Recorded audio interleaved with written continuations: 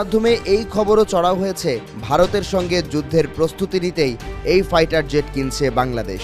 মূলত আঞ্চলিক নিরাপত্তা পরিস্থিতির পরিবর্তন, ভূরাজনৈতিক অস্থিরতা, দেশে সরকার পরিবর্তন আর প্রতিবেশী দেশগুলোর আকাশযান সক্ষমতা বিবেচনা করেই এই যুদ্ধবিমান কেনার সিদ্ধান্ত নিয়েছে বাংলাদেশ বিমান বাহিনীর প্রধান air vice marshal Hasan Mahmud খানের বরাত দিয়ে বলা হয়, আধুনিক যুদ্ধবিমান আর হেলিকপ্টার কেনার চেষ্টা করছে বাংলাদেশ।